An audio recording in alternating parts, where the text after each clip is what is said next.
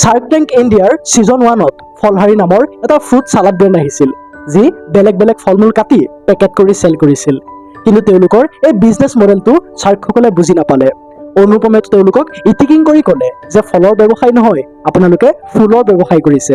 লগতে বাকী শাৰ্কবোৰেও তেওঁলোকক হেভিলি ক্ৰিটিচাইজ কৰিলে। এক প্ৰকাৰে চাব গ'লে শাৰ্কসকলে ভুল কথা কোৱা নাছিল, কাৰণ তেওঁলোকে বেছি থকা একেবাৰে সস্তীয়া এটা ফলৰ বাকচৰ দাম 200ৰ পৰা 250 টকা আছিল। ভাৰতত এইটো তুলনামূলকভাৱে এক্সপেঞ্চিভ হয়।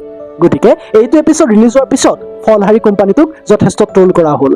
কিন্তু এইটো কোম্পানীৰ ফাউণ্ডাৰ গুলছনে নিগেটিভিটি ট্ৰলখিনিক কোম্পানীৰ ফ্ৰী মাৰ্কেটিঙৰ বাবে ব্যৱহাৰ কৰাৰ সিদ্ধান্ত ল'লে। তেওঁলোকে তেওঁলোকৰ প্ৰডাক্ট ছুইগি, জমেট'ত চেল কৰা আৰম্ভ কৰিলে। শাৰ্ক টেংকৰ পৰা পোৱা ব্ৰেণ্ড এৱাৰনেছৰ কাৰণে ফলহাৰীয়ে লয়েল কাষ্টমাৰ বেছ এটা বনাই ল'লে। আজি যদি আপুনি এওঁলোকৰ ৰেটিং চাই, তেন্তে আপুনি দেখা পাব যে কাষ্টমাৰ্ছ আৰ লাভিং দেয়াৰ ফুড। ফলহাৰী কোম্পানীয়ে 1 টকাৰো মাৰ্কেটিং নকৰাকৈ বছৰি 7.2 কোটিৰ চেল কৰি আছে, তাকো প্ৰফিটৰ সৈতে।